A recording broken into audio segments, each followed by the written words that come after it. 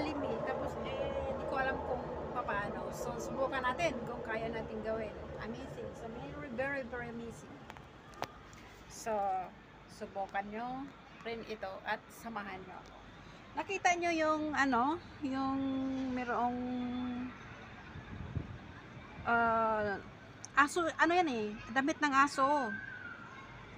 Nalaglag. Green at saka puti ang kulay. Nakahangin rin, nalaglag. Kasi nasagi ko kagabi, kaya nalaglag siya. So, paano ko kaya ito makuha? Wala akong kasama eh. Paano ko kaya ito makuha? So, subukan natin ha. Gumawa ako ng tali ah. Ganito ang ginawa ko. Gumawa ako ng tali na ganito. Kasi malayo siya eh. Hindi na pwedeng bababa ako doon sa 14th floor kasi masungit yung amo doon. Tapos kaya ito ang ginagawa ko. Tignan nyo ha.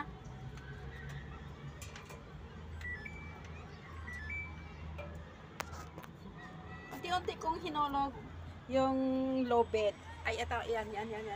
Subukan ko lang kasi, yan. Baka malaglag itong ano ko eh. Ay, Ay!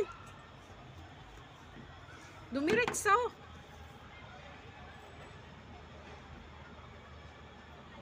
So, tignan mo ha. Wala kasi akong kasama. Baka mamaya pati cellphone ko malaglag. Oh my God. Yan.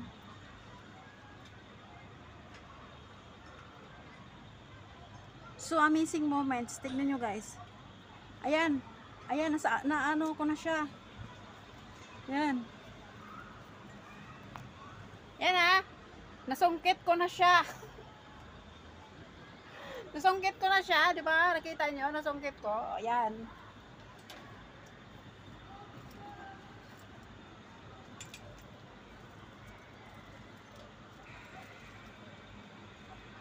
Ayan, nakuha ko na siya.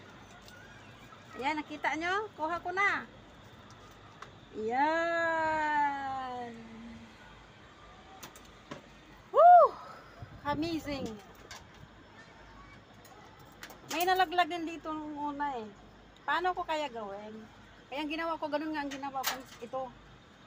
Nasabi ng amo ko, oh, talaga? I said, yes. Philippine was so smart, can do everything, what the things, how to use the problem. So, tingnan nyo.